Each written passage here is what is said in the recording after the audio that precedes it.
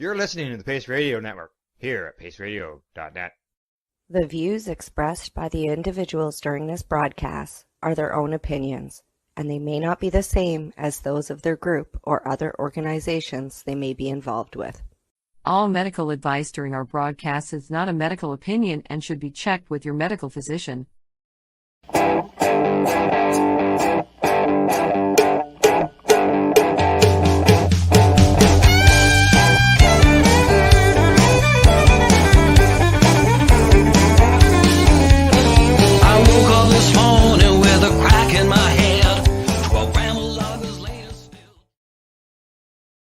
Good evening, everyone, and welcome to the Pace Radio Show. We're live here at paceradio.net. And good evening, Tamara. How are you doing today? No, doing the zombie as usual, but I'm here.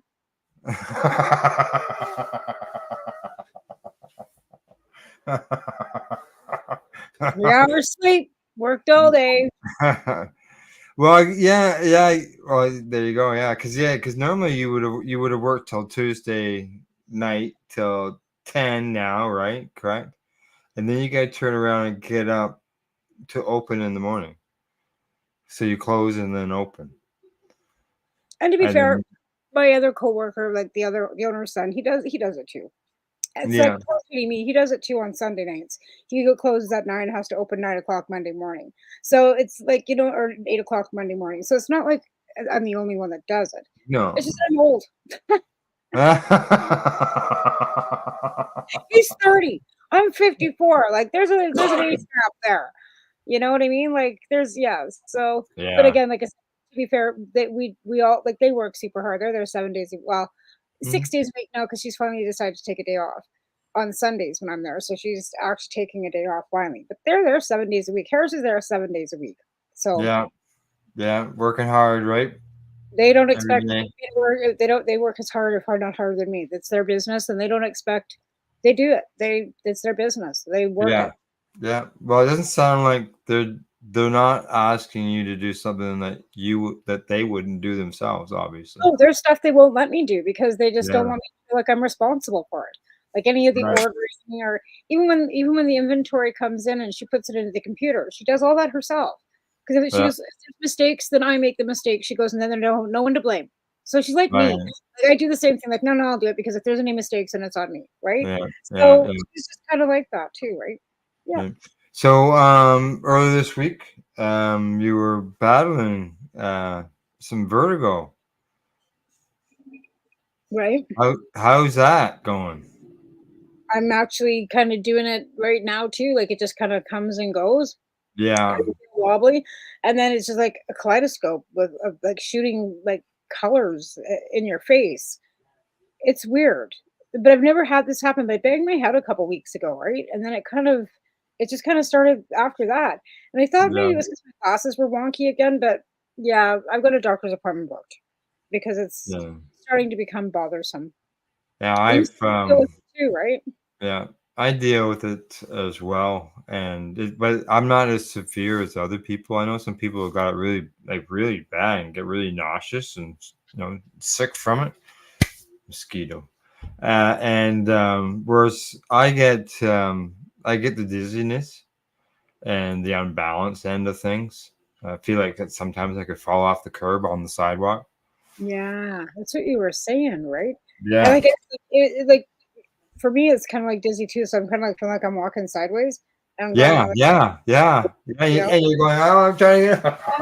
And I kind of like having to hang on to a wall for a minute, and then stand there and almost like feel like you're okay again for a minute until you start moving, and then it's like, what the wrong? Like, yeah, almost feels like you're doing mushrooms, but not as fun. I had to. They had me doing some exercise and I've stopped doing it now. It's not as severe as I had it in the past, but I had to lay on the bed, and it was something to do with putting your neck over your head over and leaning to one way. It has to do with the balance in your ears. I heard that too, that it can be caused by an inner ear infection. Yeah. Like I said, my neck's been bugging me, and I've got the arthritis that runs through my shoulders all the time, right? And I'm always usually like, I don't know. Like I said, I bumped my head on the door a couple weeks ago too. Like, and I saw stars, to be honest. Oh, okay. In a Just rush, going broken concussion. small gate like area because the dog gate, and I just kind of went flying out of there with my basket and just whammed myself, right? And I Right. still got a bit of a bump, but yeah, I've been feeling kind of fucky ever since then. So probably shouldn't have waited this long, but Yeah. I love going to the doctor. Yeah.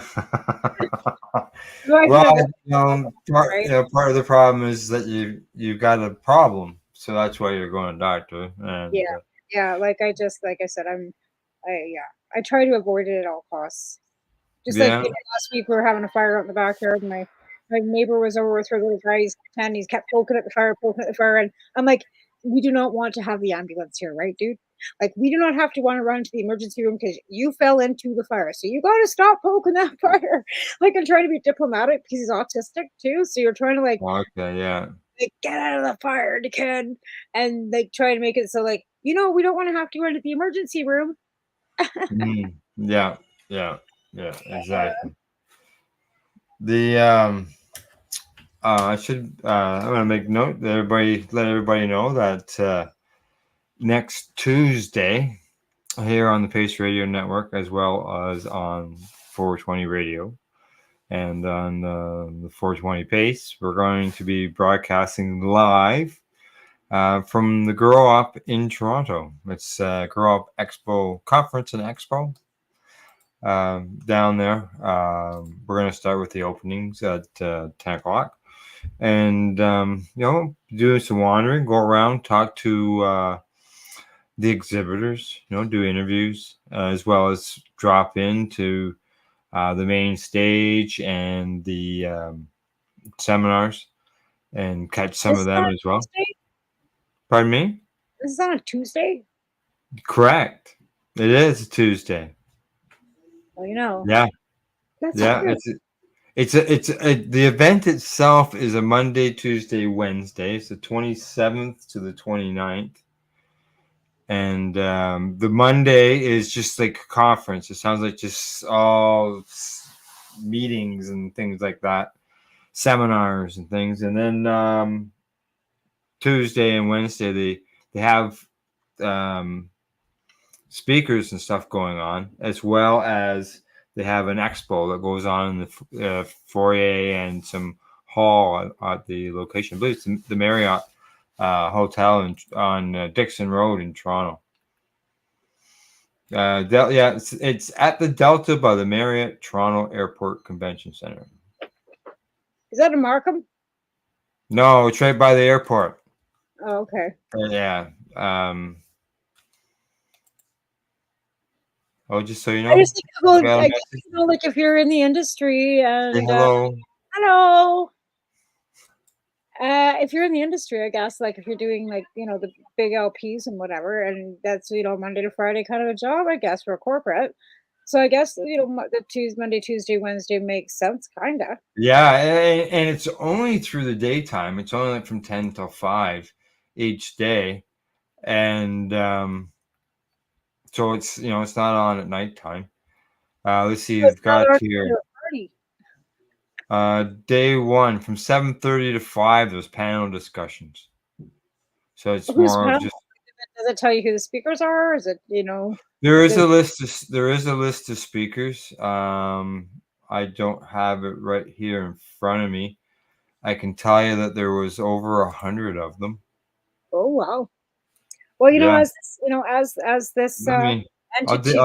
I'll dig out my email here. And legalization, really sprouts. And you being in, like I said, I'm stuck in bumfuck Cranbrook where I don't get nothing. You're in Toronto. Yeah. You're kind of in the hub of that whole, area too, where, probably downtown Vancouver, out there too, or wherever. Yeah. There would be more of these events happening too, or here. We do have a licensed production site here though in town. Well, yeah, you do. This is for the whole. This is for the industry, right? For the cannabis industry. We're also down in town. Like 2 stores here are closed. So there's about 109 speakers and stuff, and that includes Tommy Chong. Paris is going to interview him on the main stage. Tommy So John. so we're gonna pick up I'll that. take it. Yeah, we're gonna pick up that, so people can hear that interview. Do you know? Let me bring up her name. Yeah, Mila Jensen. No, okay. She's gonna be on a panel discussing hash. Obviously, she's the creator of the pollinator, which is a like a tubular spinning device that you put your cannabis in it, and it spins it around so fast that the trichomes come off and they collect in the bottom of it. She didn't invent that. Sita did. Oh, I know. This thing's been going on since before the TY Expo. Yeah, Sita had that pollinator long before then. Oh, I don't know. She's I do. That's the way I know of her. Yeah, no, Sita actually had the pollinator at I believe at the first TY Expo. Yeah. Because Sita. I know this lady was there because I got pictures of her there. Yeah, no, Sita had the pollinator. I don't know. That's all I know. And then she sold it. I know that for a fact. Maybe she sold to them. But yeah, I know Sita was the one that had the pollinator to begin with. But yeah, I don't know her. Who else is going to be there? Obviously, a lot of names that I don't know. Ed Rosenthal, he's going to be there. That'd be awesome. Oh yeah, we let these people into Canada. Genoa Gavoyan from Calyx and Trichomes, she's going to be there. Jorge Chevier, the for growing Bible, right? He's going to be there. Wow, those are some pretty big names coming up. That's awesome, and they're from the States too, right? Like, Kirk Tusaw. Oh, we know him.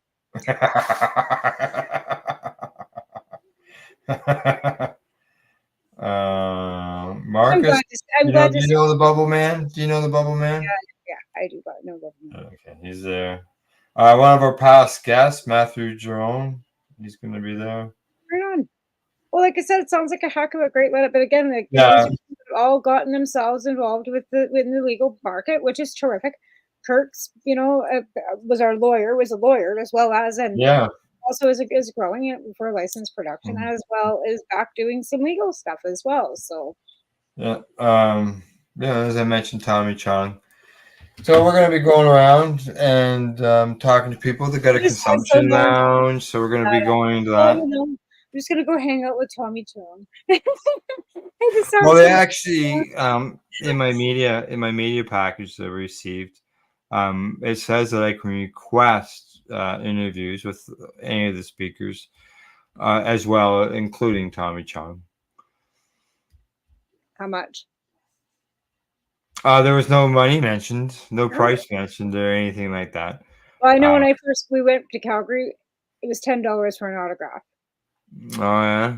And when we went to see him in concert, like they had Tommy Chong and Paris. And then if you wanted to go backstage and see him, it was an extra $75 on top of your ticket. I wouldn't doubt that's the their livelihood, right? Like that's what they do to entertainers, right? So of course you have to expect that they're going to charge you, right? Like that's why I asked, like, how much? Like not being not catty about it, like just saying, like, ew, like, are they going to charge you for that?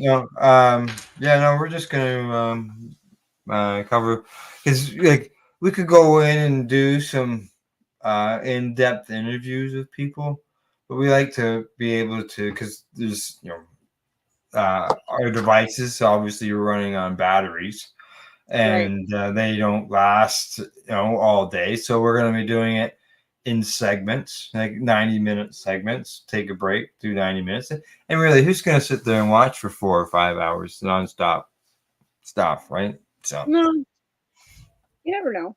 And then ourselves while we're there, it's nice to be able to take a break so we can get something to eat, or exactly. And mingle, we have things. Medicate and mingle, and schmooze. Make sure you do some Yeah, schmooze. have some lunch or something, right? Schmooze them up. Like, Yeah. go have some lunch and medicate. Do your thing. Yeah. I mean, There's those expos, like, no matter what, they're exhausting. Like, I remember they being are. TY, like, even like because we worked the booths, right? And you have to stay in the Yeah. booths for a time, but it would take you like almost 20 minutes to walk across the whole convention center to get back to the front door. Yeah. Now on the Monday, there's the award stuff is going on. There's a gala and things like that. That does cost money. I think that was like $125 for the ticket. But that's probably including a meal and stuff too, though, right? So.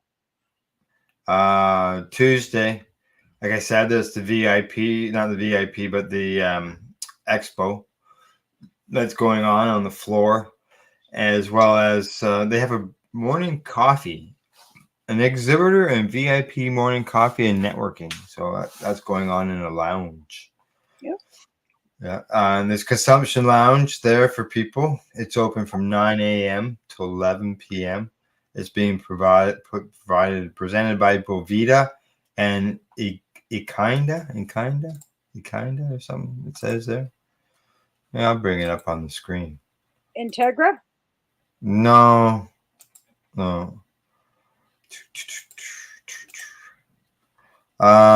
we go. Okay, there it is right there. Kinda. You can see where my cursor is moving around there. But yeah, there's the Grow Up Expo. There's stuff going on the main stage throughout the day. Retail speed networking. I don't know anything what that stuff's about. Here's something that's interesting: a seed exchange. Yeah, going on from 3 till 4 on the Tuesday. Well, again, these are people from the industry, so maybe they're licensed producers that can do this. Like, yeah. There's no rules for them saying that they can't do this within their own industry. There's just rules saying that they can't intermingle with people that aren't involved in the industry, right? They can't advertise, but within their own industry, they can all mix and mingle and have conferences and stuff. I'll have to check that out on Tuesday. And then there's a networking party on that night as well. Yeah, it's nice to see all this stuff going on. But again, I guess, if you're involved and you're a licensed producer, or you're a bud tender, or you own a store, or you own a craft, these are the things that you would want to be involved in, right? Yeah, like these morning coffees that are happening. They're all access and VIP delegates only. So like you say, those are business people and the things, where the general public is more going to the expo part of it all, as well as visiting the consumption lounge. Right. Bud tender breakout sessions. Maybe it's an educational session for bud tenders. I've seen that at some of these events. Oh, look at the Wednesday seed. Not only is it a seed exchange, but it's a clone exchange as well. Wow. Yeah, I was hearing that you can buy legal clones. I don't know from where. Well, you can. I've interviewed a fellow with a nursery license.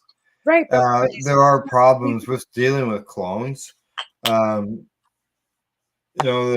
not available really in the stores. He sells them to the licensed producers, but he could sell them to patients. You can order as a patient. You could order clones from him. Why can't somebody just order 4 off of him from the recreational market? I don't think he's allowed to. I'm not sure if he's allowed to sell directly to people who aren't licensed. But what he does do is he's done some pop-up markets at stores. So he doesn't sell them. No, people come and want his clones. They go to the store, they pay for the clones at the store, and they come out to him and they pick them up. I wouldn't want people coming to where I grow them. It's like, really sell clones in a store. Are you going to set up a nursery? Are you going to have someone that's going to look after? How long until you're going to, how long until that clone is no longer a clone? And now it's a plant that you got in your store. To a nursery, right? I mean, those houseplants only stay little houseplants for so long, like mini roses and all those orchids. Yeah. That are short-lived. Like it's the same thing. There's no shelf life on them, right?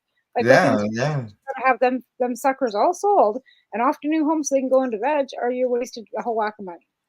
So they got what I've suggested, like could they not? Why not pre-order them at a store? The store calls you when your order comes in, and you get your. There's some regulations that would have to be changed, but I don't see why it's a system that couldn't be done. Like we order all kinds of things from the store and we go pick it up. We just went through 3 years where that was required, right? I didn't get clones off Amazon yet. You get almost anything else. So it would be nice, but that'd be interesting. Yeah, I won't be there on Wednesday to be able to see that, but yeah, it'd be interesting. Wonder if I be able to talk to somebody who's been in that. Let's see what else. Sampling guidelines for attendees. All right. There we go. Because, sampling is a big thing that's going on at these events. So sampling guidelines for attendees. Let's see if there's any. Here we go. Age requirements. Must be 19 years of age and have a valid CanCell ID. Oh, you do? You have to, pardon me? You do. Correct, I do. But there's part 2. As an attendee, ensure that you have a valid CanCell ID on your conference badge. You will need to provide ID and proof of CanCell number and proof of employment at an approved retail store, along with the retail store ID. That sucks. Brands are instructed to distribute samples exclusively to attendees with CanCell designation. So yeah, you got to work at a store to get your samples. This is the way that I'm reading that. Is that the way it sounds like to you? Yeah, and looks? Sounds like to me. Right? Yeah. Where are you? All samples provided by the brands must comply with all these laws, federal and all that. This includes proper packaging. Each product sample must not exceed 3.5 grams. And this is for educational purposes only. And brands are encouraged to offer information about the products, the ingredients, and proper usage. Wow. Now, it says here, prepared to be scanned. According to the Cannabis Representative Handbook, samples provided must be tracked and retained for 6 years and are subject to review. Each time you receive a sample, the brand representative will scan your badge, and you will only be allowed 1 sample per booth. Oh my. But samples must be tracked and retained for 6 years. You're going to hold on to a joint for 6 years? There must be something going on there. I probably have a jar full of roaches that are 6 years old, but I don't think they got any labeling to them. Yeah. Let's see what else. I'm not.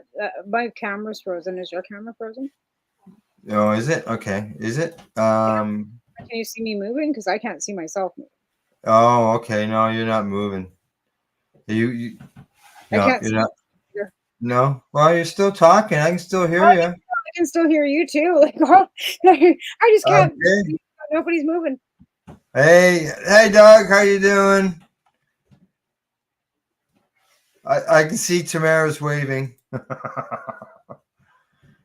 Okay. There. Well, as long as you can still talk and I can still hear you, we can keep on going. Yep, that sounds good. We got a break coming up and right. We can fix it then. No sales allowed, which is we understand that. Responsible consumption when sampling products. Be aware of any potential risks. Designated consumption area. All cannabis consumption must take place within the designated consumption areas. Attendees smoking outside of this designated area will be asked to leave and may be subject to law enforcement. What about edibles? Would you have to consume your edibles in the consumption area? Like, I'm just thinking like any event. Right. Well, the thing You is get, that you get edibles as samples, right? Right. But are you having to like smoke it all there? Like, are you not allowed to take it home? Well, no, because you would have too many samples to consume it all there. Right, exactly. That's what I mean. Like, they're just gonna scan. Yeah. Scan you. Be prepared to be scanned. So, like, are they gonna scan you when you're leaving to see how much you're taking out? As if it's more than 30 grams? I don't know. Because you're only supposed to carry 30 grams too. So if you're leaving the event with more than 30 grams, yeah. Well, and that's the way the sampling is set up. So you're not supposed to receive more than 30 grams.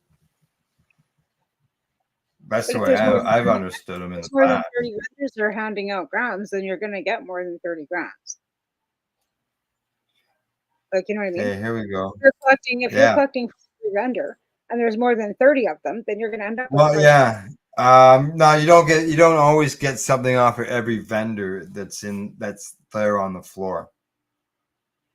Those vendors, sometimes they have to apply. They have to notify the organizers what's all being brought in, so on and so forth. Okay, floor plan.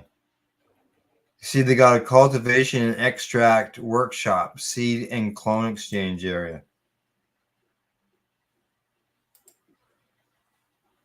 Have you got me up? What's that? It must be taking over the whole hotel. Let's see, growers luncheon, networking lounge, and then you see all these booths. Pavilion. There's all these booths in here. This is the outdoor consumption space over here in the corner. Oh, there's tables by the looks and then drawing anyways. It's an outdoor consumption, not indoor. Correct. Yeah, outdoor. Yeah. South parking lot. Mm-hmm. Of course. Yeah. Wonder if to floor plan. No. Diva Pavilion. Oh, I just shrunk it. All right. So there you go. That's the floor plan. That's what it looks like. All the different stuff that's going to happen. We're all be walking around, talking to people. Well, at least you know where you're going. And hopefully that you know and, recognize and meet a whole bunch of new people too, right? Because that's the whole thing with this industry growing and, the way it is. And never mind the amount of people that we had prior. There's hundreds of new people. Big time.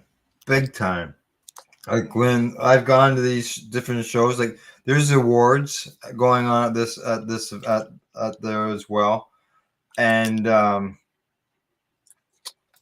are categories and awards. Okay, voting is all closed. Okay, let's see what I got here. Grower of the year. Here, I'll put it up on the screen there.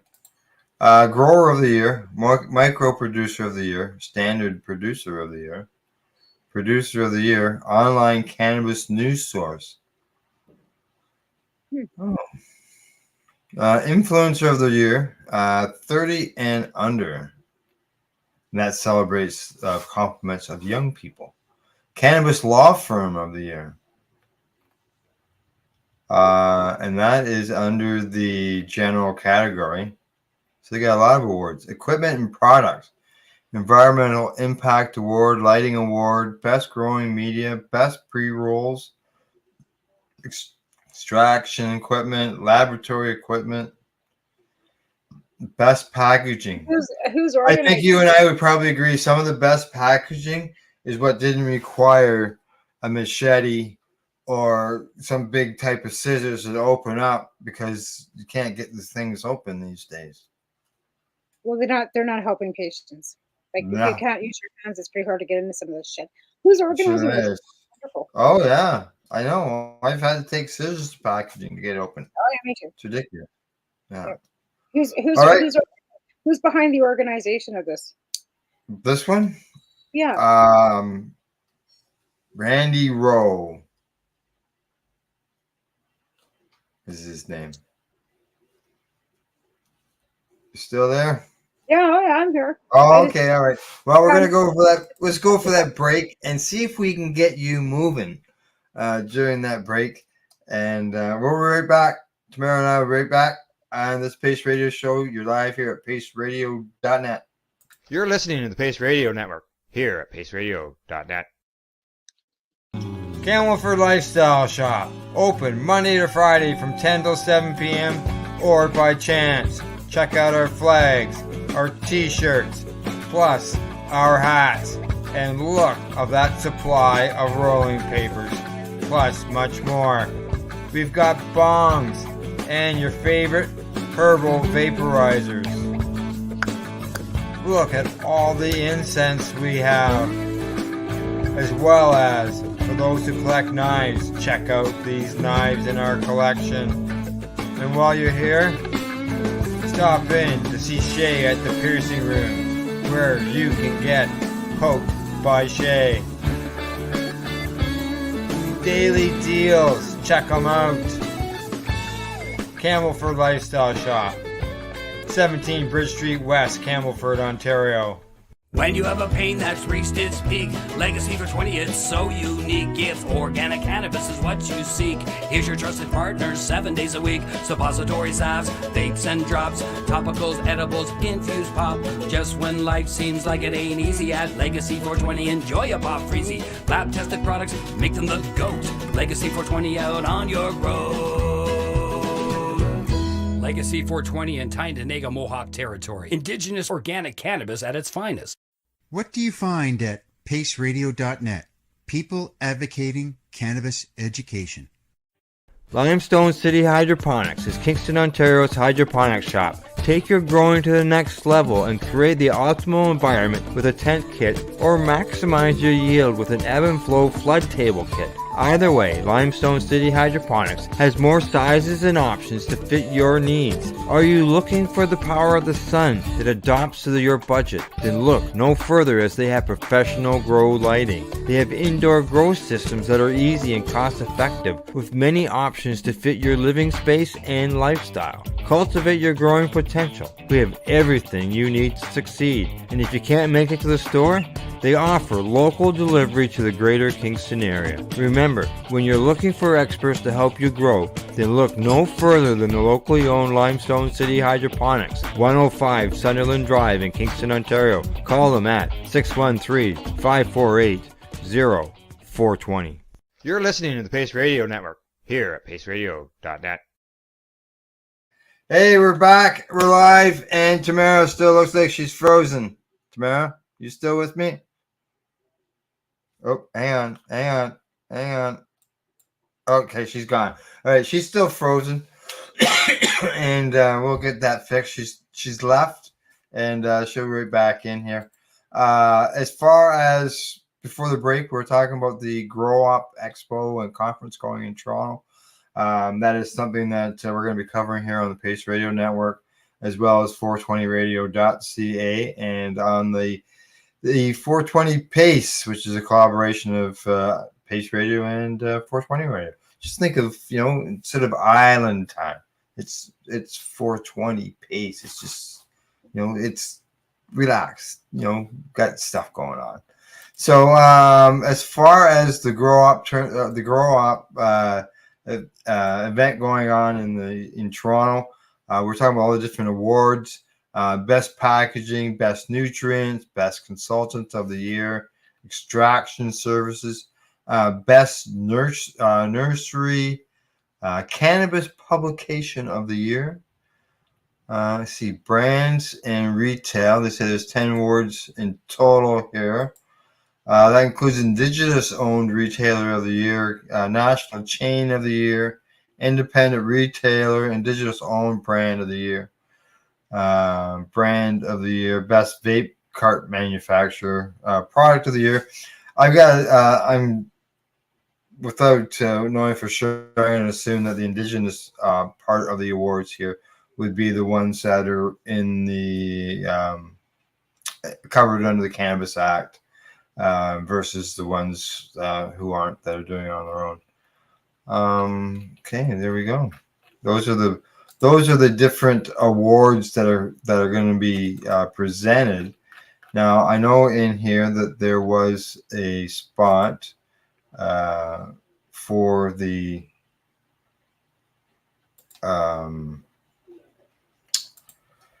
nominees is the word I'm looking for here. And I will just see. There we go. Nominees. And I'll just add that to the screen. Finalists. Category 1. This is for the 30 and under category. A lot of names there. 1, 2, 3, 4, 5, 6, 7, 8, 9. 9 people in there. 9 or 10 people in there. 30 and under. I don't know any of them, so I can't speak towards any of them. Cannabis lawyer, firm of the year, Harrison Jordan. I see him very busy all the time on LinkedIn. Kirk Tusaw. Well, if you've been around with the cannabis community for a long time, you know about Kirk, and you more likely are well aware of the fantastic job that he did before the Supreme Court of Canada, and why so much is available now, these edibles and stuff. Because you got to remember, one time the only way that patients were allowed to consume cannabis was through smoking. So that's all been changed. Matt Maurer, I see him busy on LinkedIn. Robert Laurier, he's always very busy. We see him involved in some of the Indigenous stores out in British Columbia. Trina Fraser, busy lawyer from the Ottawa area. And I'm not sure what's happened to Tamara. And speak of Tamara, look at that. There she is. Hey. Upside down? No. Upside right? You're not turning. All right. Hang on. Just keep it like that. I had to go on my phone. I don't know what the heck's going on with my computer. So I came on to here. You're not frozen. Okay. Okay. There. There you go. There you go. Yeah. Okay, so I'll just have to put I don't know how I'm gonna You'll find a spot. Get a spot that's comfortable there. Yeah, I just have to I don't know, figure this out. But yeah, my computer is being weird, so. Oh, okay. Well, you're on your phone now. Yeah. And you probably got like a 10% battery, right? No, I got a 44% battery. Okay. All right, that'll get us way through part of the show, baby. You see how long lasts. So yeah, I'm just going through. I'm just going through some of the nominees on those awards there. I just went through all the cannabis lawyers. Of course, Kirk Tusaw is there. Robert Laurier, who you would know from out there in BC. He's nominated as well. Grower of the year out of that list that I see on there. I believe it's on the screen. Yeah. Matt Barron. He's the only name that I recognize on that list. Let me see if I can see. Okay. Alexandra Gauthier, Brandon Roberts, Chris Gagnone, Chris Crosby, Genevieve Newton. No, I'm trying, but I don't see anybody that I know either. Yeah. Influencer of the year. Well, I know the person right on the top, Abby Roach. Blunts and Beans. I know Blunts and Beans. Cy Williams. Blunts and Beans has got the Camp Canna, and I believe that is starts in a week's time. A week from this weekend. Right. When Camp Canada, and they do that normally out in Alberta, and they're having the first one here in Ontario. Right. Cy Williams, that's High Canada magazine. Yep. Nikki Lawley, patient. Remo, you know who Remo is? Absolutely. And Sherry Ann Baker. She's from Toronto. Micro producer of the year. We know the Great Gardener Farms. That's Kirk and them. Mm-hmm. Sweet Grass Cannabis. Let's see. Smokers Farm. No.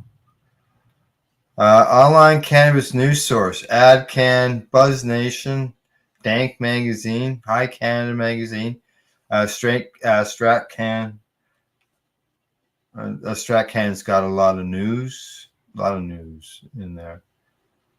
Processor of the year. Victoria Cannabis Company. I've spoken to them. I know of them. Sensi Brands. I don't know if that's Sensi from back. Wouldn't be Sensi Seeds, I would imagine. I don't know. I don't think so. I don't know. Producer of the year. Rubicon Organics. Tilray. Woody Nelson. I've smoked some of their Woody Nelson. Have you? Yeah. Good Buds Organic. Yeah, I've smoked some of their stuff too. Yeah. Rubicon Organics. I've used Rubicon products to grow with. And Tilray's there. Equipment. Growing Media. ProMix. Grodan, yeah. Blue Sky Organics. Mother Earth. Some of those I've heard of. Best pre-rolls. Zigzags. Those are just for the those are for the cones. Seaborn Extraction Equipment, lab lighting. On the lighting end of things, I know Alias LED. They're made right here in Ontario, in the Sudbury area. I have a few of their lights here. That's why I know about them. Gavita, and I know of them. And Phantom, a friend of mine has a Phantom LED light. But when I switched to the Alias LED, oh, yeah. Were you frozen again? No, I shouldn't be back. You're there, but yeah, okay, there you're dark screen. You're back. Yeah, I'm back. Okay, all right. Yeah, the Alias. When I switched over to the Alias, I did a side-by-side comparison because believe me, I was an HPS guy. I wasn't too thrilled about the LEDs, and you know, a lot of the LEDs I was seeing at those times was purple. Everything was purple. Yeah, I remember. So I ended up doing a side-by-side comparison with two of these LEDs against three 600-watt high-pressure sodiums. And the two 600-watt LEDs outperformed the three 600-watt high-pressure sodiums. In the amount of cannabis that I produced off that garden, I was like, holy shit, really? Like, and no heat. That's the difference between the LEDs and the middle halides. No heat. Yeah, there's very little heat. There is some heat, but it's not nowhere near anything like a HPS. Like we used to use 1,000, 1,100 watts, and it would be like cannabis supply companies, Green Planet, Bioflow, I've heard of all them. Extraction services. See, there's all these are companies that have come into the system, and you know we don't use them. It's all new to us too. Best Nursery, well, the fellow I know, I didn't see him on the list there. Best Nutrients. I used to use Botanicare nutrients. I've used General Hydroponic nutrients as well. I see Remo's there. Yeah, of course. And I'm presently using Gaia Green. Gaia Green. We sold a lot of that when I worked at the garden center. A lot, even just for people not growing cannabis. Yeah. Oh yeah. It's good stuff to use out in your gardens. All that. Yeah. Packaging. I don't know any packaging companies, but no, that's better. At least I can see the screen now. Okay, good. Consultants of the Year, Publication of the Year. High Moon Canada. High Moon Canada is from the East Coast. It's a new magazine. High Canada. That's Sci. Pest Control. Brands, accessories. Puffco. Oh, there's Shadowriser, Val and Matt. Mimi's Joint Jewelry. She's there. Hot Box Bevita. Best Vape Cart Manufacturer. I don't know if any of them leak. Brand of the Year. That's right. There's a few. There's lots of different brands. Oh, Wildflower. I know Wildflower. Wildflower Extracts. Talked with them before. Had an interview with them. There's Great Gardeners. Sun Canvas, 1964. Let's see Rocky Mountain. Yeah. Looking for Rocky Mountain. I don't see them anywhere. Yeah, no. Retailer of the Year. Oh, Dope Cannabis. I know them. They have a clothing line. I've interviewed them a couple times at events. Cool. Yeah. Dope Cannabis. Indigenous owned brands of the year. Yeah, I believe, I think maybe you're popping in and out trying to get set there. I believe these Indigenous owned brands of the year and Indigenous parts of these awards are probably the ones that are all under the Cannabis Act that sign, went into the legal market versus staying in the Indigenous market. Yeah, well, they would have to be if they're under like this option within this crowd, right? Like, right. They have to be within the crowd. The crowd's all got to be the same. Yeah. National Chain of the Year, retail chain. We have a Canna here. Yeah, we have a Spirit Leaf and a True North that are both on the list in the town beside me. Yeah, we've got a Canna Cabana. Yeah, we have two stores here in my little town, and neither one of their retail stores are listed there. So our two stores are shut down here. The Cabin's already gone, and so is Mountain Cannabis. Yeah, so we had like 12 stores, I think, or 10, and I go down to 8. Wildflower. Yeah, they got 2 nominations in there. So there you go. Bunch of nominees for those who are going. See what's going on. Interesting. With the awards. The more people that are involved in this now, right? Like, the bigger it gets. The more. Yeah. One time there was hardly any of these. The TY Expo was, the first one really, and now since legalization, there's so many of them that are going on. Probably all over the place. We just don't hear about them all. Like, I mean, yeah. I'm in nowhere. Like, there's nobody here going to put a cannabis event on like that. Like, we have one licensed producer at 4 stores. Like, it's not like you try to put one on, where you are, like 2 stores and no licensed producer. Like, yeah, I know. Yeah, it would have to be. Yeah, it wouldn't be. It would have to be obviously in the city.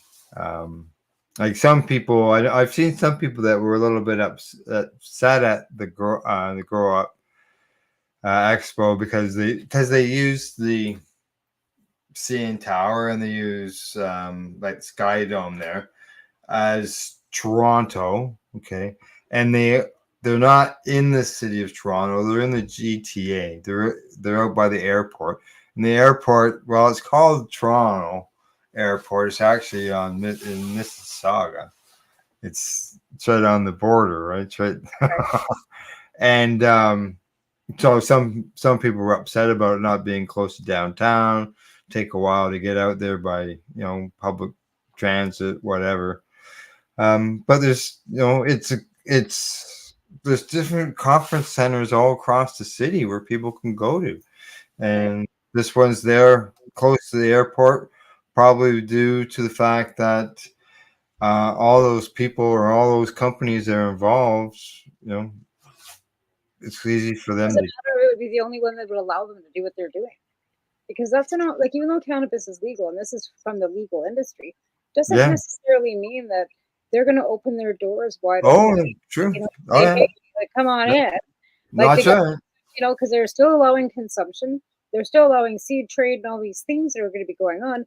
Maybe it's a possibility that they couldn't find a venue that would allow all the things that they wanted, or was big enough to do all the things they wanted, right? So it's a matter of logistics a lot of time, Mhm. to be honest. Like, you want to put on a big event like that and have all these things like consuming and finding a place that's willing, even because the stigma is still there, whether Yeah. it's legal or not, And, right? and you know, there's the other end of that, you know, that that argument. Well, you know, it should be in downtown Toronto where it's accessible. But for some people, being downtown isn't accessible.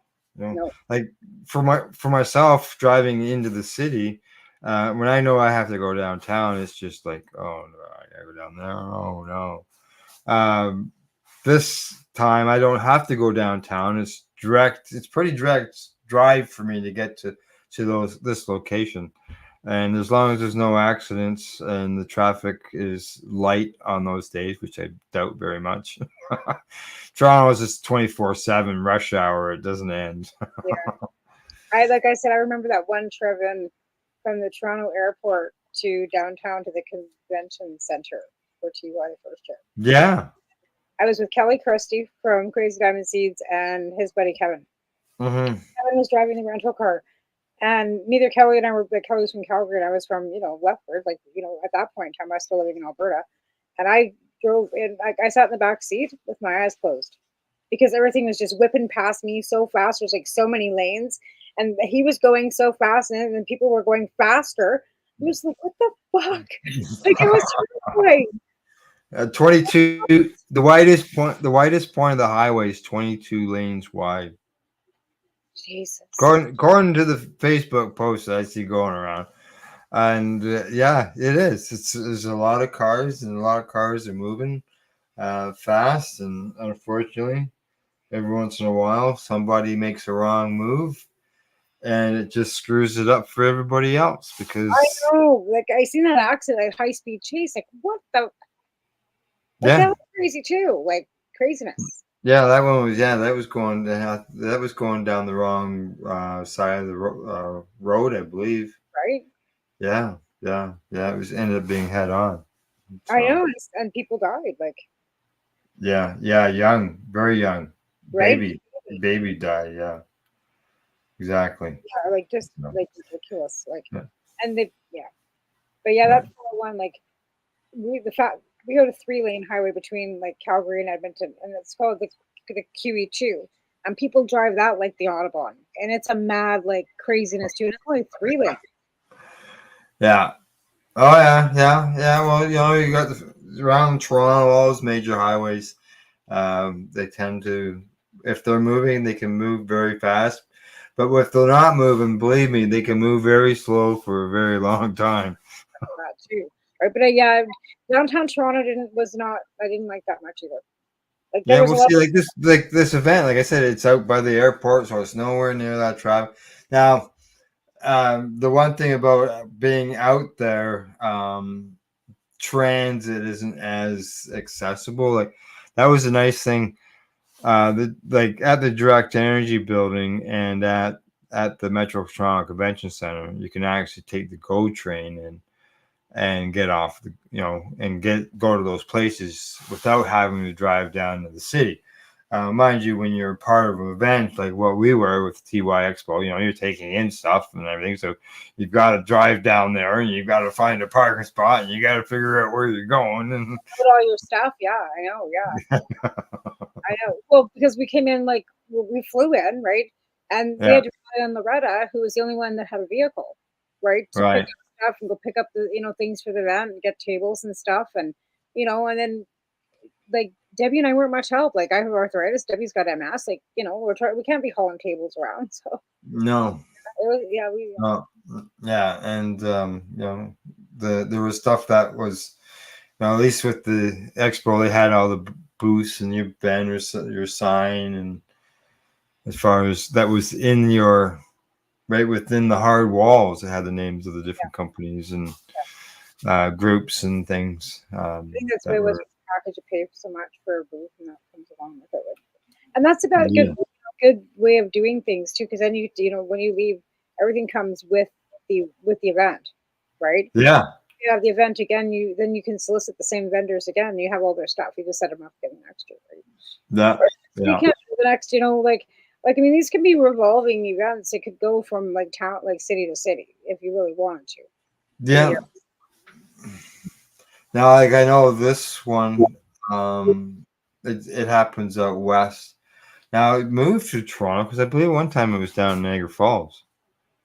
Oh yeah, yeah. Yeah, and it's now moved to Toronto. So, but I'll find out more. I've put in a request to speak to Randy Rowe. He's the founder of the event, and we'll find out more at that time. And when is this again?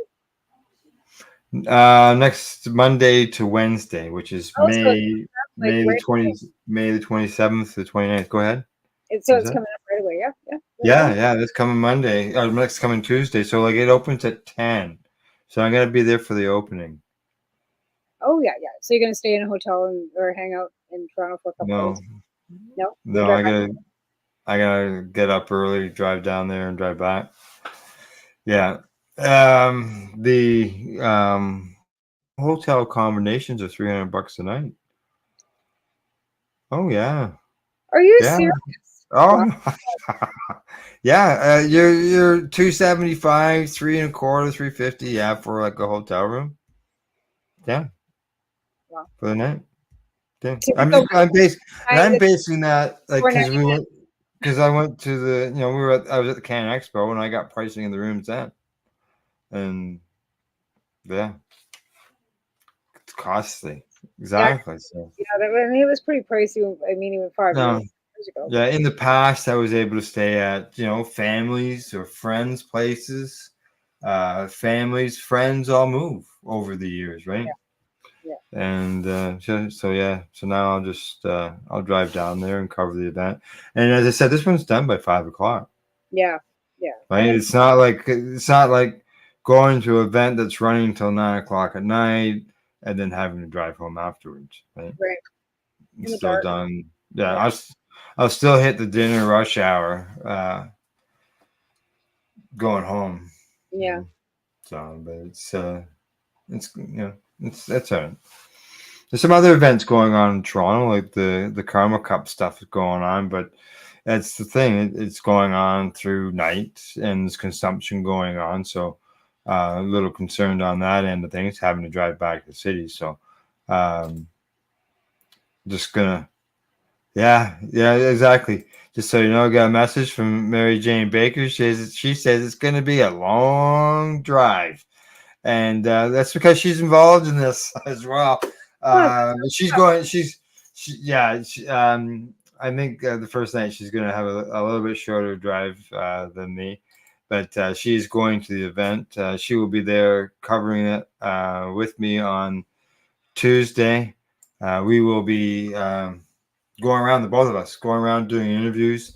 Al's going to be able to rotate different cameras. We'll be able to rotate our interviews, all that stuff. So when it comes to Tommy, we'll be able to have, for example, a stationary camera and then another camera that can go in and get in close or come at an angle and be rotating, moving around, and try to make it better for our viewing audience. Right? That's awesome. Sounds like a good time. Yeah, well, looking forward to it. I can tell you that. I thought I would too. Sounds like fun. I see. I got another message there. Okay, got a message here from Mary Jane Baker. She says, Karma Cup party is Thursday the 30th. Cap Canada is Friday the 31st to June the 2nd. Busy times. That's excellent. That's fun times. Never mind busy. That just sounds like a hell of a good time. What a way to kick off. Like seriously, like, oh geez, right. Sounds like you're gonna have a rough time there, lady. The Camp Canada event that she mentioned, I mentioned the Blunts and Beans that were up for the award. Yeah. that's what they are running. And Mary Jane Baker was going to that event, and I'm sure that she'll be talking about it on one of her broadcasts, Newbie and the Doobie, maybe on the Friday night 420 radio show, maybe on the Three High Guys. Who knows? Maybe she'll have to do it at all of them. Right? Just, keep the story rolling. Like, yes. Yes, exactly.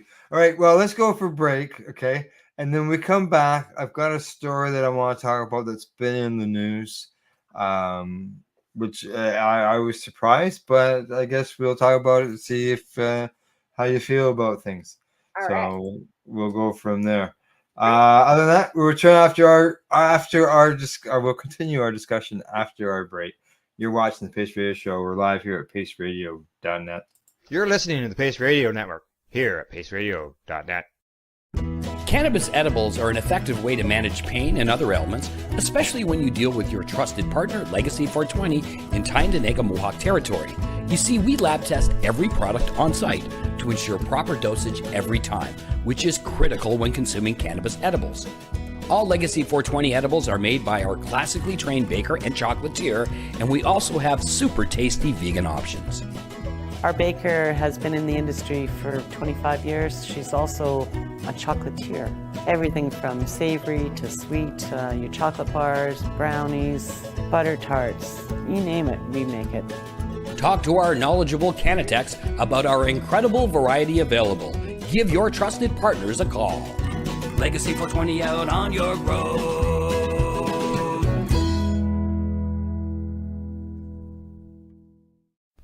In February of 2022, the Victoria Cannabis Buyers Club and Ted Smith were fined $6.5 million. This for helping 8,500 patients with access to medical cannabis. In our interview with Ted, he spoke to us about how people can donate to help in an upcoming court challenge. And here is part of that interview.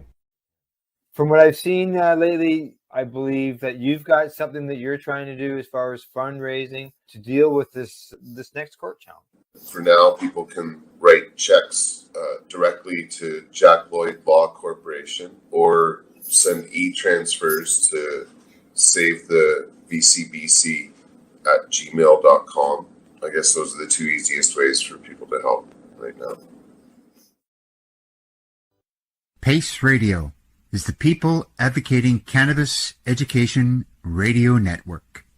Limestone City Hydroponics is Kingston, Ontario's hydroponics shop.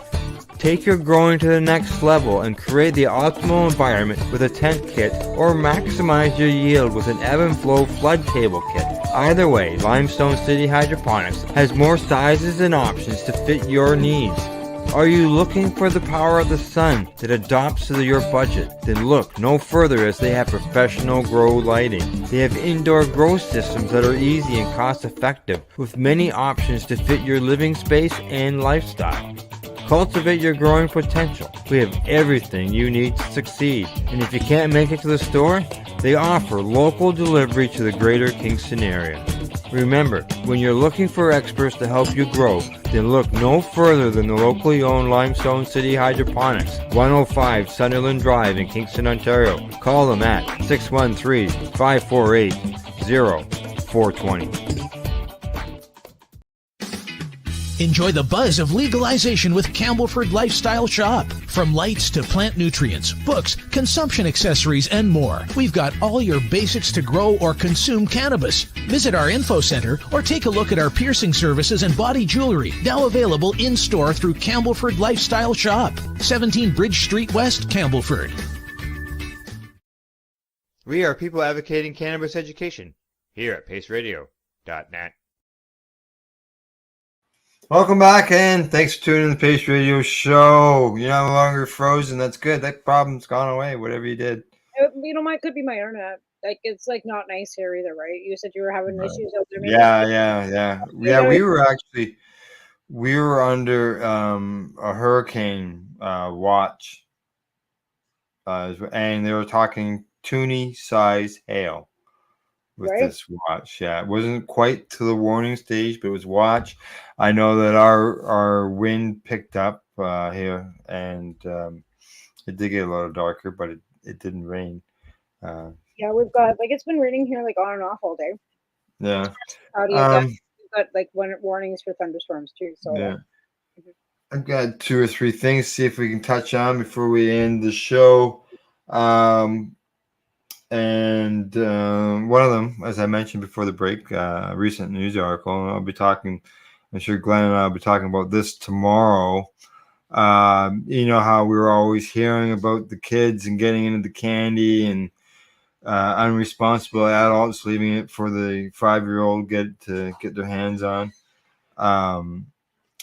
Article that's out is telling us that seniors here in Ontario, their hospitalization visits have increased due to cannabis. Yeah. Now it says that they started to increase even before legalization, and so that tells me that they had already started to increase, and as we know, they are the fastest growing age category when it comes to cannabis consumption, and it makes sense. It would be more along the edibles because, like, if you're 70 years of age, 65 years of age, or whatever, why do you want to start smoking? If you remember back when Rick Simpson first came out with the oil, yeah, right? And I think a lot of seniors were thinking that if they ate oil, it was going to be a cure-all for everything, right? Because not that it was marketed that way, but because it was a cure for cancer, right? So right. I think a lot of that too would have been prior to legalization, right? Because I know a couple people here that locally that were, eating it by scoopfuls and ended up like thinking they were going to die. No, I'm not saying they went to the hospital because they didn't, but I've had a couple people pull me in the middle of the night saying I ate it, blah blah blah, blah, and they thought they were going to die. Yeah, oh yeah. I know people that have been like that. I've been asked to take people to the hospital. Right? Take me to the hospital. Take me to the hospital. Yeah. Just so you know, we got messages. Before we went to the break, we're talking about all those events that Mary Jane was going to and all that. And she says, I'm definitely not complaining. And she's piping in here on this article that we're talking about here about the seniors. She says, I've also heard about the article. She says, I have questions. And she says, like, where are they getting their edibles from? Well, that would be a question too, because, there is access to like, hey, maybe I'm going to make my own, right? Because grandma likes to bake. A lot of people for, affordability, whether they're getting it from the indigenous market, which would be, of course, a higher level of THC because they don't actually follow the 10 milligram limits, right? Because a lot of people would choose, like, to go to, say, Legacy 420 and maybe try something a little stronger than what you would get at, say, the legal market, which is like 10 milligrams total for the whole package, right? So the whole package is 10 milligrams. If there's 6 candies in there, you have to divide that 10 milligrams by 6, right? Yeah. If there's one candy, then it's 10 milligrams for that one candy. But if there's 5 candies and then there's only 2 milligrams. Oh, yeah. So are they eating one candy, 2 milligrams, then going and buying something, say, from Legacy 420 that's 100 milligrams for one? So again, like, the difference of toleration too, right? Being a first-time consumer, being somebody that's consumed for a long period. Here's an interesting quote from this. It says here, on one hand, there are notable increased emergency room visits among older Canadians related to cannabis use. And yes, this is a legitimate public health concern and cost. But to say this is caused by legalization or specifically by cannabis edibles is misleading. It is. Yeah, they say these figures were already rising in the years before legalization. It's like the whole study, I believe, when I seen it on CBC, was over an 8-year period, right? And it was like 2,300 people over an 8-year period that were hospitalized. So that's a very small percentage per year when it comes to an 8-year period. Yeah. Right? Now, it doesn't address where the products from, and I know people question that, just like Mary Jane has, because they're just talking about legalization. But when those products are coming in, those people are coming into the hospital to be worked on. Is there a survey done? Where'd you get your product from? Was it legal market? Well, and You here's know, another askable question. What's the underlying conditions? This doctor's a geriatric physician, right? He's only dealing with elderly people, right? What's the yeah. start of the age that are being tested? Is it 65? Is it 70? Like there's no Well, it age, just says yeah, it just says seniors. right? Well, that could be classified Yeah. as 55. Now, this chart that I've got here does show a good sign. If you look at it, it says you said over 8 years, so it says 2015 on the left, and Yep. it goes over to 2022.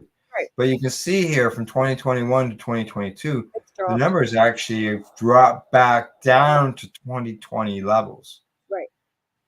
So it's the trajectory is to go is down now. So obviously they'll find out down the road whether those numbers We can understand why change. 2020, all through 2019, 2020, 21 was high levels due to the Yeah, fact that people were home. We had COVID too involved, right? Like, there was a lot of stress factors in that yeah, period. So yeah. Okay, shut that down. Let's see. Mary Jane says not that high TH is bad, just bad for me. Oh, I didn't even know that, Mary Jane. Yeah. So that, and yet again, that can still be all the learning process. People learning of their how much milligrams. It's just like anything else that you consume that could be a substance. Like I'm gonna go to alcohol, but that first those people who first start with even drinking with beer, they get drunk on one beer versus 20. well, even with pharmaceuticals, when you're starting like antidepressants or ADHD Mhm. medications or any painkillers, the doctors say slow and low, right? Same Yeah. it's slow and low. Like, I mean, I This, jump into the ADHD train at 150 milligrams of Vyvanse. Like, you know what I'm saying? Like, we yeah, have yeah. Don't eat the whole cookie. Eat a piece of the cookie, wait an hour, then have a little bit more of that cookie. See what is going on. I remember Deb Stelzkippen telling me years ago, don't eat the whole cookie. If you eat the whole cookie, you're going to wait and you're going to want to, then. And Tamara ate the whole cookie, and then I was sleeping. And that was the end. Yeah, and then sometimes it's I ate the whole cookie, but I didn't feel anything. I don't feel nothing. I waited half an hour and then I eat another cookie, and then it's See, and I've had friends that have bought like a candy from the legal market, and seriously, I have smoked cannabis for years, ate this candy at a party, and slept for 14 hours. I'm like, really? Off of 10 milligrams? Okay. But again, it's all in person. Like, everybody's an individual. yeah, Like, some people's tolerances are way different than others, right? yeah, yeah. You don't always need thousands of milligrams. Sometimes you just need enough to get you some rest. Like I've had some good sleeps on 50 milligrams. So I sleep on sativa. no. Yeah. My body is so wacko doodle that like indica keeps me up and moving all day long, right? We're at couch logs, a lot of people. And I sativa and I'm like, oh. I have, yeah. So I always buy myself sativa now. Mosquito, now I got a mosquito. Yeah. What the hell? So last weekend was the May 2-4 weekend. Some people look at it as the weekend to put the plants in. Did you put yours in? If I could get some seeds to fucking germinate, I would. I guess that's a no. Yeah, no. So here I am, like trying to do this, right? And I found some sour diesel ones. I was so excited. There you go. There's a sativa. Right? It's my actually, I love sour diesel, right? Didn't pop. I mean, these seeds are like 20 years old. Okay? Oh, okay. Right. So then I found some more AK-47 God's Bud cross hybrid, right? Yeah. Same thing. Like, they're just not popping. The growing crack ones aren't popping. But it's not like I don't have a lack of more to try. You got some. Yeah. So I can try and try again. But no, nothing wants to germinate. Like, and it's just like, it's kind of frustrating. So I've been doing it between two pieces of paper towel, thinking, okay, well, I'm just going to stick them in rock wool this time. Just soak the fuck out of the rock wool and stick them in there, because I'm tired of this whole like trying to get them to pop between paper towels because they ain't happy. I gave that up. I gave that up 18 I years haven't ago. popped. Like to be fair, I haven't popped any seeds in years. Like I usually buy clones, get clones given to me, have my own clones. Yeah. Last year I had clones given, like I bought them, right? I could probably Right. get a hold of the guy, but I wasn't really like a big fan of this strain. It was kind of like Gorilla Glue NG something, and it was like kind of mediocre, and I really don't want it again. So I'd like to find some different strain, but again, like it's not like you can just phone a friend now. Well, if you want something different, I can direct you to a company that does that ships that will ship to you. Okay. Well, I only want like 2. It's not like I want like 500. Well, yeah, you got to order a minimum of 5. Okay, well that's fine. Are we allowed to legally do that though? Like, I yeah. Yeah. Yeah. I'll send you the link afterwards. Just so you know, I popped 12, all 12 pop. Like I started 12 seeds and all 12 of them worked. And they're regular seeds. So right now, I'm in the process of sexing them. Yeah. Well, I I've guess had some people say, "What do you mean by sexing them?" Because they're just new to all this, right? Yeah, exactly, right. I have no idea what any of this is. This was a gift from somebody when I was working at the garden center, and he came in and handed one of the. I wasn't even there. Or was it like that piece of hash that you had before we went to break? Yeah, this one. Little gifts coming in. Right, and it's like super hard. Like it's hard as a rock. I don't know. Yeah. Thinking, how the fuck am I supposed to smoke that? But May 2-4 is usually some people look at it as the weekend to put their plants in. I've always waited till after that because I have seen frost and I have seen snow on the May 2-4 weekend. Oh yeah.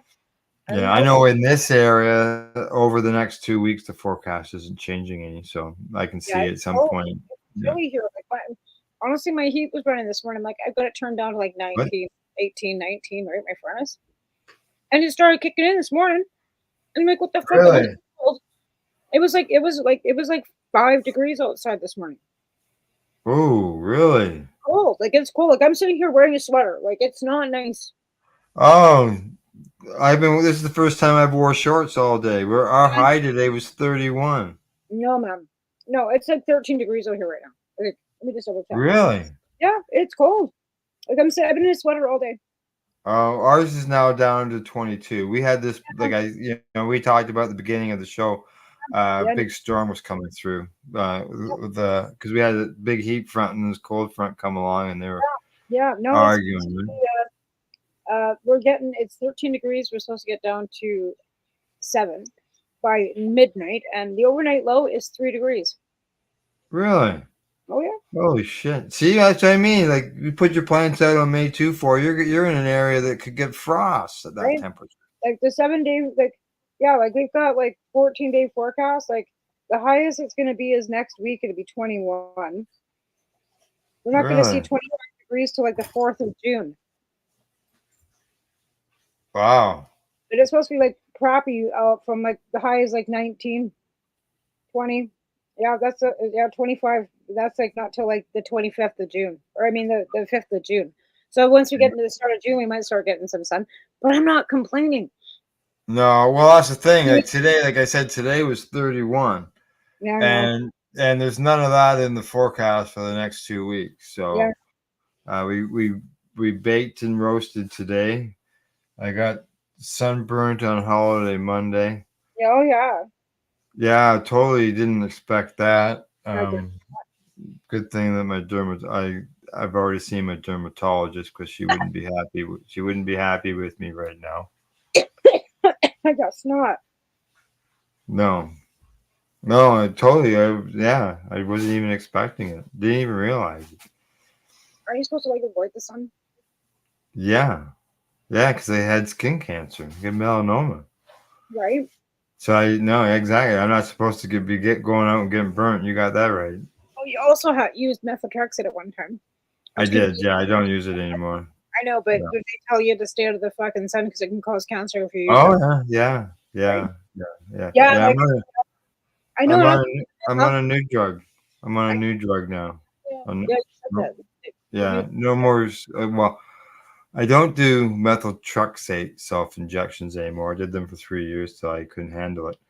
But now I'm on a new drug called Skyrizi, and I do my self-injections, so I don't need to go to a clinic, which could be when I first started doing them. There was 5 hours, an hour each way plus 3 hours for the infusion, and then over time I got switched to another drug that the infusion time was reduced to 60 to 75 minutes, but I still had that hour drive each direction.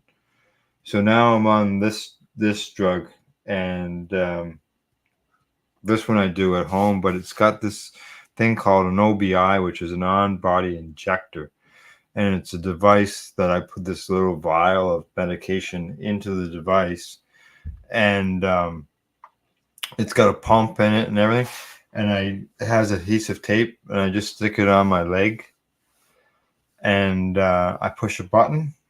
I feel a little pinprick, and basically what happens is out the back of the device, a little needle comes out, and like the same size needle on those little round discs for people with diabetes. Yeah. Sticks into my leg, and in 5 minutes it's over and done with. No 75 minutes, no 3 hour sit in the chair. 5 minutes, and I can get up and walk around. I did. I got up and I came downstairs, and I got my phone so I take pictures of this thing on my leg. And I got upstairs and I sat down, and about 30 seconds later, it stopped. And there was there's lights that tell me things. They go, whether it's good or bad. And I got a bad light, so I contacted the company. Got right on the phone, right? Hey. And they got right on it. They sent me a box, an empty box, and so I could put the device in, so they could take it back to the laboratory, and they could research to see what happened with it. Like, I received the medication, there was no argument about that, but just because this light didn't change the right color, they want it so they can, do an evaluation on it, right? That's what they're supposed to do in order to make sure that things are working right. And if there's something wrong, find out why.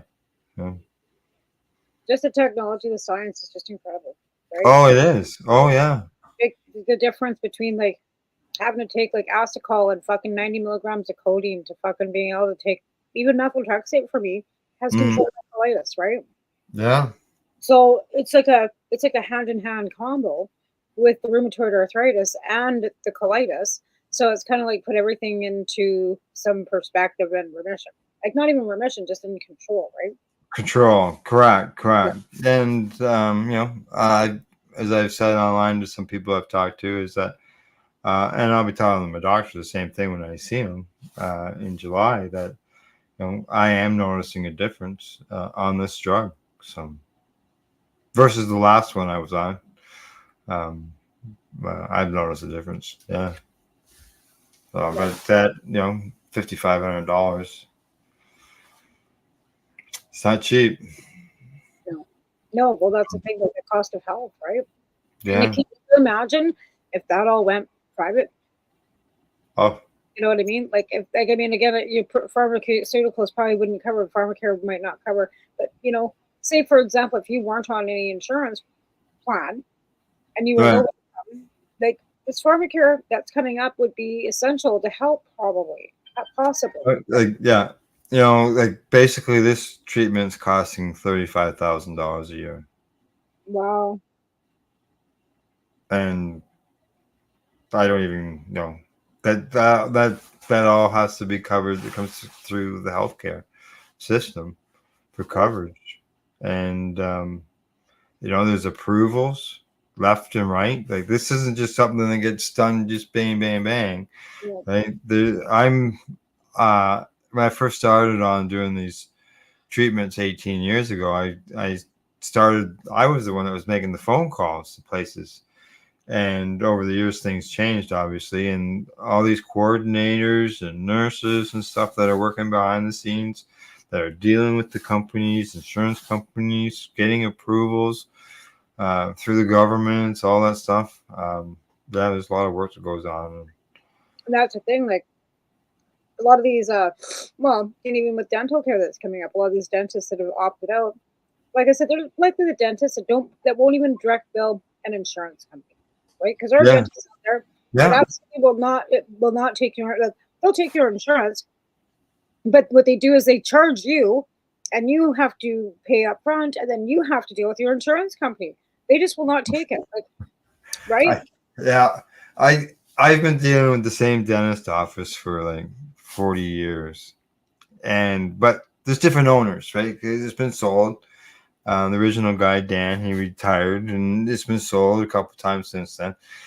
And I believe that, like, I've been going in on some Tuesdays, and the guy who owns the place isn't there. There's another dentist there in his place, and that dentist doesn't bill insurance companies directly, just like you said.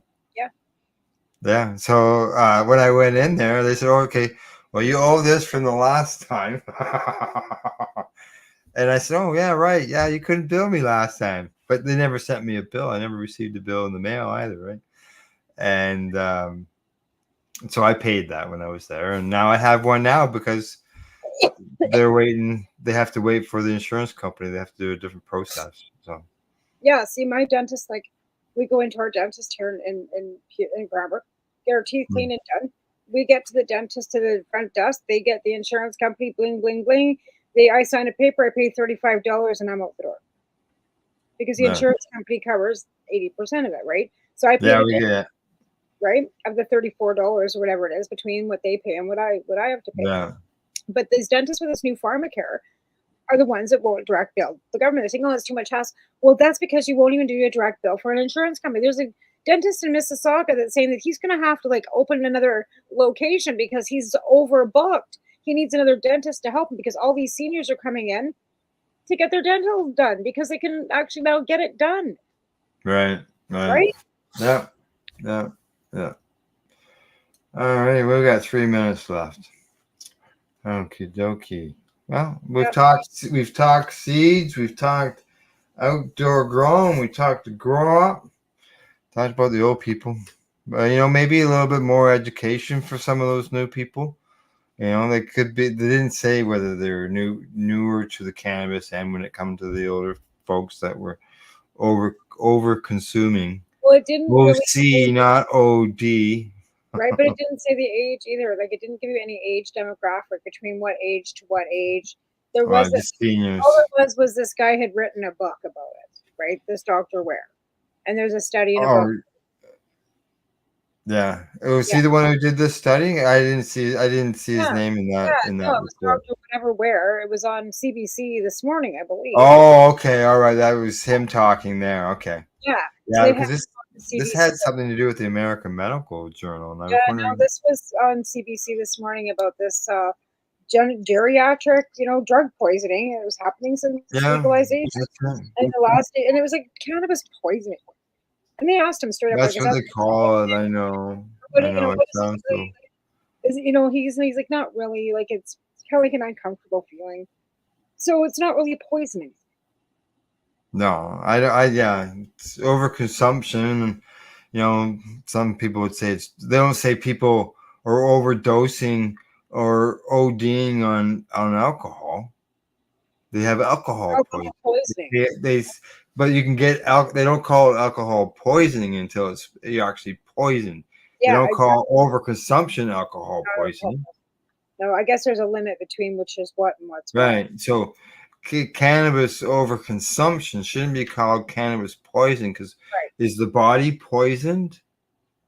Is the body sick like alcohol poisoning can make Well, you might get dizzy and nauseated. You might throw up. So it'd be similar, but you also cannot die from cannabis. Yeah. Where you can die from alcohol poisoning. Correct. There's a huge difference between that. Yeah. Anybody that's died from cannabis poisoning, you might like I said, and the numbers are like 2,300 and something over 8 years. Like, that's a pretty if somebody drinks too much and they're impaired, do they call that alcohol poisoning? No, they don't. No, you're impaired. Do they call it alcohol ODing? No. So why do they do that with cannabis? Because it's always going to be vilified no matter what. Yeah. Just doesn't seem right. Yeah. All right. Anything you want to say before we shut this down? No. Well, yeah, have a great week. And, we'll be back next week and see you on Monday on Cannabis and Coffee with the Marijuana. All right. And I'll see everybody tomorrow morning with the Pace News, psychedelics and cannabis educational news, and Monday as well. And don't forget, Tuesday, we're going to be broadcasting 10 o'clock. Probably like 90-minute segments. Take a break in between each 90 minutes, and we'll be at noon my time. Yeah, noon Tamara's time, and 10 o'clock Eastern Standard Time, live from Grow Up and on Dixon Road in Toronto at the Marriott Hotel. All right. Can anybody attend that? You have to, can you get in at the door? Do you have to have tickets prior to it? How can anybody off the street go? Is it just for people in the industry? No, people off the street can go. Go. That's awesome. People off the street can go, and I'm assuming you buy tickets there, or you buy it on the website. I know I got it as a media pass. Nice. That's great. I applied as a media pass, yeah. So you get in there. Well, you are media, so you should be going as media. Yeah. Oh, yeah. Exactly. All right. Other than that, Tamara and I will be back next week. I'll fill you all in on how the expo was. Being that I'll be just getting rusted after that long drive, as Mary Jane says. And other than that, thanks to our sponsors, Legacy420.com, the Campbellford Lifestyle Shop in Campbellford, Ontario, and Limestone City Hydroponics.ca. Plus, thank you to all our listeners for tuning in to the program. Thank you, and good night.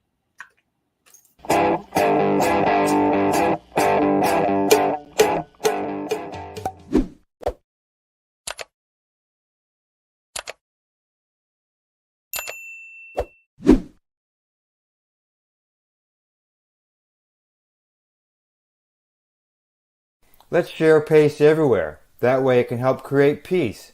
People everywhere advocating cannabis education. You're listening to the Pace Radio Network here at paceradio.net.